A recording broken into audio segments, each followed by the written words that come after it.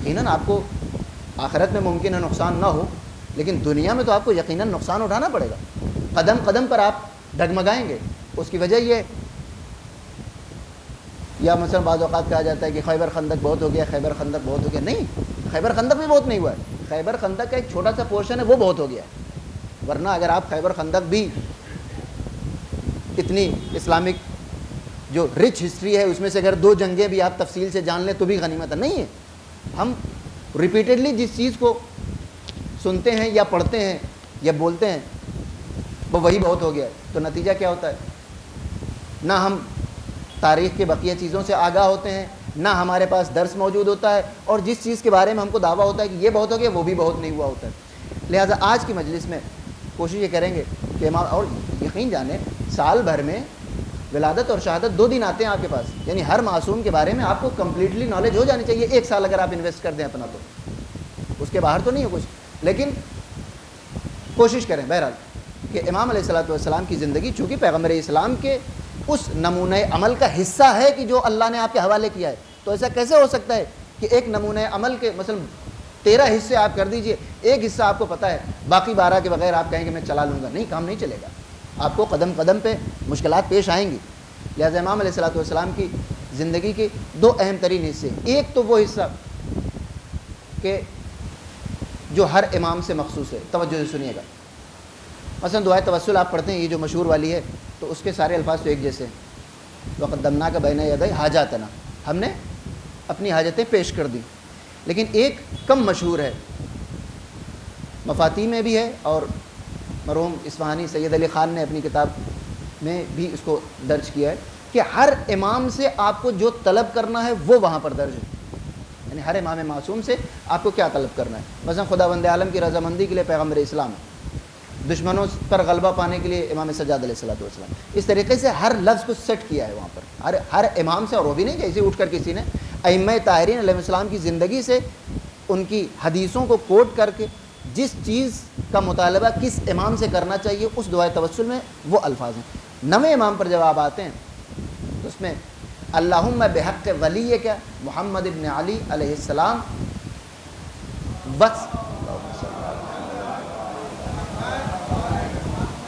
وسعت رزق کا علیہ، اے میرے اللہ تیرے اس ولی کا واسطہ اپنے رزق کو میرے لیے وسیع قرار دے۔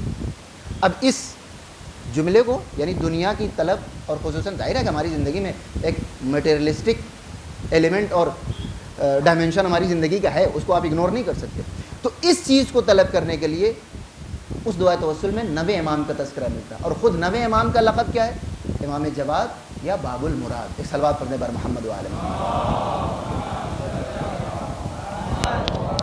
لہذا اپنی دنیاوی حاجتیں جو بھی ہوں 9ویں امام کے وسیلے سے آپ طلب کریں۔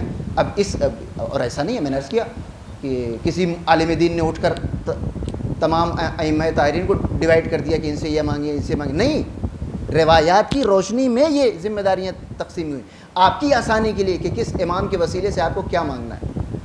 اب 8ویں امام نے آپ کی ولادت کے وقت ایک تفصیلی خطبہ ہے، اس میں آپ فرماتے ہیں بے ابی انت و امی، تم پر میرے ماں باپ فدا ہو جائیں۔ یہ جملہ بتاتا ہے کہ یہاں پر نارمل باپ اور بیٹے کے درمیان کا رشتہ نہیں ہے، بلکہ یہ ایک معصوم دوسرے معصوم کے بارے میں گفتگو کر رہا ہے، ورنہ ایک باپ اپنے بیٹے کے پیدا ہونے پر بے ابی انت و امی نہیں کہے۔ آپ نے فرمایا، 8ویں امام فرماتے ہیں کہ انت مثل موسیٰ ابن عمران، تم موسیٰ ابن عمران کے جیسے ہو، عیسیٰ ابن مریم کے جیسے ہو۔ اس کی وجہ کیا ہے کہ امام کا یہ جو لقب ملا ہے جواد یا باب المراد، 8ویں امام نے ہی اس جملے کے ذریعے آپ کو یہ لقب دے دیا تھا۔ آپ فرماتے ہیں کہ آپ سے زیادہ بابرکت بچہ اب تک متولد نہیں ہوا۔ اب آپ سوال کریں گے کہ بات ظاہر ہے کہ اس کے پہلے بھی تو ائمہ طاہرین تھے، تو 8ویں امام اپنے بیٹے کو کیوں کہہ رہے ہیں کہ آپ سے زیادہ بابرکت بیٹا متولد نہیں ہوا ہے؟ اس کی وجہ یہ ہے کہ جس طریقے سے پیغمبر اسلام کو بیٹا نہ ہونے کی وجہ سے، اس کو ذرا کیئرفلی سنیے گا، عاص بن وائل نے تانا دیا تھا، وہ اس کا نام تو مشہور ہو گیا ورنہ سبھی دے رہے تھے، اور فرمایا اگر کسی کو اولاد نہ ہو اور ایک آدمی تانا دے دے تو باقی جو لوگ خاموش ہوتے ہیں ان کی نگاہوں کو بھی انسان محسوس کر لیتا ہے۔ تو پیغمبر اسلام کو پورا عرب تانا دے رہا تھا لیکن جب شہزادی سلام اللہ علیہ اس دنیا میں تشریف لائیں تو اس کے بعد پیغمبر اسلام کے دل کو ایک سکون مل گیا، یعنی وہ ایک بڑا پتھر جو سینہ رسالت پر رکھا ہوا تھا توہین کا، وہ ہٹ گیا۔ اور بالکل اسی طریقے سے اس کے بعد کے ائمہ طاہرین میں وہ سچویشن نہیں ہے، جیسے پیغمبر اسلام یعنی رسالت کو طعنوں کے ذریعے پریشان کیا جا رہا تھا اور اس پریشانی کو دور کیا شہزادی سلام اللہ علیہ نے، اسی طریقے سے 8ویں امام میں اس زمانے تک آتے آتے 8ویں امام کو سیم وہی طعنہ دیا جا رہا تھا۔ 7ویں امام کے بعد ایک فرقہ بن گیا واقفیہ، جو کہتے تھے کہ 7ویں امام پر بس وقوف کرنا چاہیے، اس کے بعد امامت نہیں۔ غور سے سنیے گا، ان لوگوں نے طعنہ دینا شروع کر دیا کہ جب 8ویں امام کو کچھ دنوں تک اولاد نہیں ہوئی تو کہنے لگے کہ دیکھا ہم کہہ رہے تھے 7ویں امام کے بعد مت مانو، کیونکہ ان کے بعد تو ویسے بھی الٹیمیٹلی کوئی اولاد تو ہے نہیں۔ 8ویں امام 148 ہجری میں اس دنیا میں تشریف لاتے ہیں اور 9ویں امام 195 میں، یعنی 47 ایئرس، اور یہ ایک بہت بڑا ٹائم فریم ہے۔ کسی کو اگر 47 سال تک اولاد نہ ہو تو لوگ چیمگوئیاں کرنے لگتے ہیں۔ اب وہ واقفیہ افراد، غور سے سنیے گا، وہ کوئی غیر نہیں تھے، وہ 7ویں امام کے فالوورز تھے، ان کا فتویٰ بیان کرنے والے تھے، ان کی باتیں لوگوں تک پہنچانے والے تھے۔ اب جو دوسرا حصہ میں نے عرض کیا تھا کہ ایک تو امام کی رحمت، امام کی رافت، امام کی سخاوت، اور دوسری جس چیز پر آپ کو غور کرنا ہے امام کی زندگی میں، وہ آپ کی ولایت، یا آپ کہہ دیں political aspect of his life. تو وہ ولایت جو ہے، یاد رکھیے گا، نماز، روزہ، حج، زکوٰۃ، یہ ساری چیزیں فروع دین میں آتی ہیں۔ ان چیزوں کو آپ انجام بھی دے سکتے ہیں اور اللہ سے دور بھی جا سکتے ہیں۔ خوارج اس کی سب سے بڑی مثال ہے، ان کے پیشانیوں پر نشان پڑا ہوا تھا۔ لیکن ولایت ایک ایسی چیز ہے کہ اگر دل میں آپ کے ہے تو آپ اللہ سے دور نہیں جا سکتے۔ غور فرما رہے ہیں؟ یعنی نماز روزہ کرتے ہوئے بھی انسان اللہ کی مخالفت کر سکتا ہے، لیکن ولایت ایک ایسا امتحان ہے کہ اگر اس میں آپ پاس ہو گئے پھر آپ اللہ سے دور نہیں جا سکتے۔ لہٰذا آپ دیکھیں کہ دنیا میں لوگ، اور مولانا کائنات کی مشہور حدیث ہے کہ لوگوں کو نماز اور روزے کے ذریعے جج مت کرو، کیونکہ بعض اوقات اس کی لوگوں کو عادت ہو جاتی ہے، بلکہ ان کا امتحان کرو ان کی امانت داری کے ذریعے، کہ امانت لینے کے بعد لوٹاتا ہے یا نہیں لوٹاتا ہے۔ اور فرما، تو اسی طریقے سے امام علیہ الصلوۃ والسلام کی زندگی میں 8ویں امام کو اتنا پریشان کیا لوگوں نے، انہی لوگوں نے، یہ جو ساتھ میں بیٹھا کرتے تھے، کہ اب ان کے بعد تو کوئی بیٹا ہونے والا نہیں ہے۔ پھر جب امام علیہ الصلوۃ والسلام 9ویں امام اس دنیا میں تشریف لائے تو جس طریقے سے شہزادی سلام اللہ علیہ نے سینہ رسالت پر پڑے ہوئے توہین کے پتھر کو ہٹا دیا تھا، اسی طریقے سے 9ویں امام کے وجود مبارک نے سینہ امامت کے اوپر پڑے ہوئے اس توہین کے پتھر کو ہٹا دیا۔ ایک صلوات پڑھ دے بار محمد و آل محمد۔ یعنی اہل بیت میں اگر کسی امام کے یا کسی معصوم کے وجود سے کسی معصوم کو سکون ملا ہے تو شہزادی سلام اللہ علیہ کے بعد آپ کی ذات مبارک ہے۔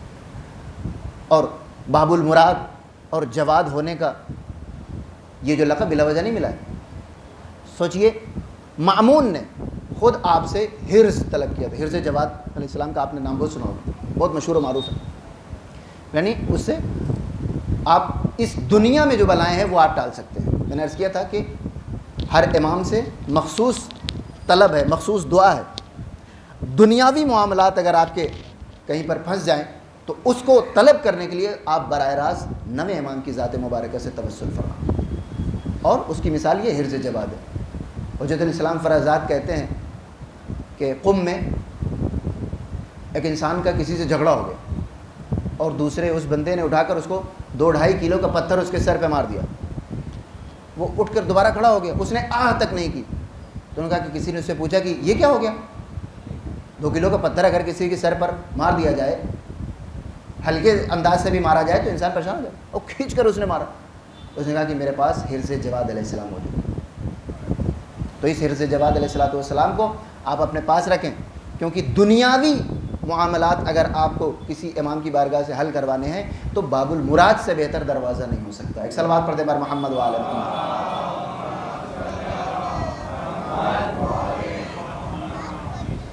مأمون نے یہ حرز مانگا تھا، آپ سوچئے، دشمن، اس کا مطلب کہ دشمن ہے لیکن اسے پتہ ہے کہ اگر دنیا و آخرت سنوارنی ہے تو کس دروازے سے مانگنا ہے۔ دوسروں کو ڈائیورٹ کر رہا ہے لیکن خود بالکل درست دروازے سے مانگ رہا ہے۔ اور ائمہ طاہرین کی شان یہ ہے اب کوئی یہ کہہ سکتا ہے کہ گویا کہ امام نے ایک دشمن کو حرص بتا دیا محفوظ رکھنے کے لیے؟ نہیں. ایک تو یہ کہ امام رعوف ہوتے ہیں، پیغمبر اسلام نے جیسے برداشت کیا لوگوں کو، ایک. اور دوسری یہ چیز ہے کہ بعض اوقات امام کی مسئلہ صرف امام سمجھتے ہیں. مثلا ایک بادشاہ ہے، امام اس کو ہینڈل کر سکتے ہیں، لیکن اگر وہ مر جائے کسی وجہ سے اور اس کے بعد کوئی اور ظالم بادشاہ آنے والا ہو تو امام اس کی موت کو ٹالیں گے، نہیں ہے کہ اس کو جان سے مار دیں گے. غور فرما رہے ہیں؟ لہٰذا امام نے اس کو وہ حرص تعلیم دے دیا. اور چاہنے والوں تو یہ تو ہو گئی امام کی رأفت اور امام کی محبت، امام کا لوگوں کی حاجتوں کو پورا کرنا، کہ بادشاہ بھی آپ سے مدد طلب کرتا ہے. دوسرا پہلو ہے امام علیہ الصلوۃ والسلام کی زندگی کا، آپ کی ولایت. اور یہ ولایت تسلیم کرنا بہت مشکل ہوتا ہے. ایک صلوات پڑھنے پر محمد و آل محمد.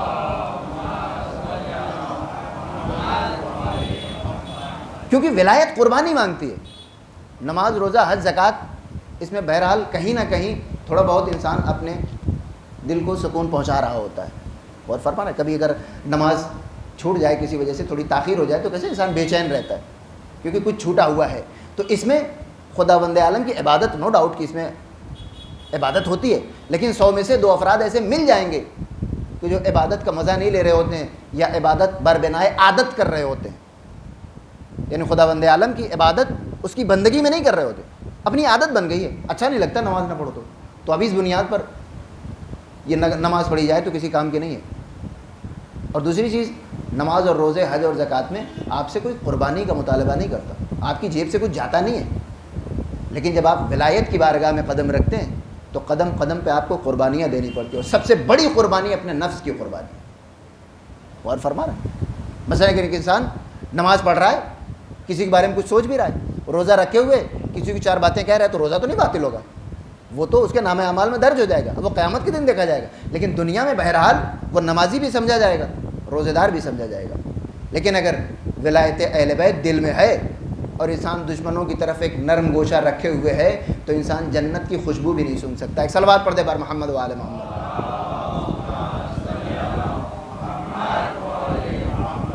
آپ نے فرمایا مولا کائنات علیہ الصلوۃ والسلام کے بارے میں مشہور و معروف حدیث ہے، بندہ 1000 سال عبادت اگر کرے اور زر بقدر کوہ احد راہ حق میں دے، حج بھی پیادہ پا جو 1000 اس نے ہو کیے، اور بے گناہ شہید بھی ہو ظلم و جور سے، حب علی کی میں جو نہیں دل کے جام میں، جنت کی بو نہ جائے گی اس کے مشام میں.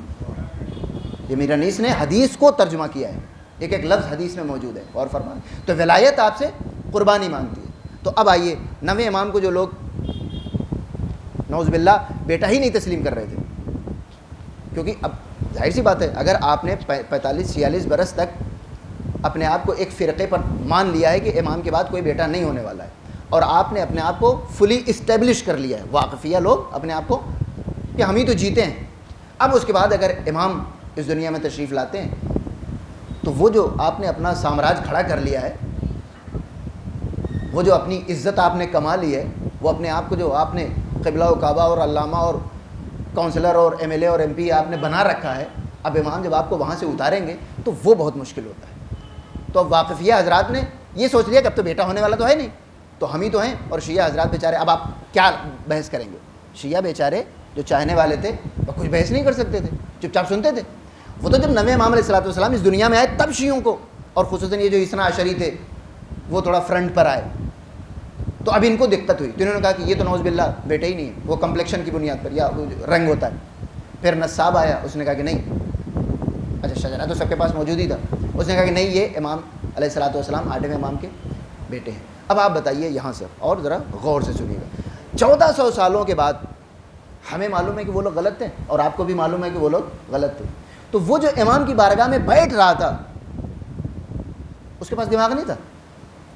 یعنی ہم اگر 1000 سال کے بعد بھی اتنی روایتیں اور اتنی طرح کی پیچیدگیاں اور اتنی طرح کے مکس اپ کے باوجود ہم حقیقت کو نکال لے رہے ہیں اور ہمیں معلوم ہے کہ واقفیہ لوگ غلط تھے، تو وہ افراد جو 7ویں امام کے ساتھ بھی تھے، 8ویں امام کے ساتھ بھی تھے، اور اب 9ویں امام کا مرحلہ آ گیا، تو کیا ان کو نہیں سمجھ میں آ رہا تھا؟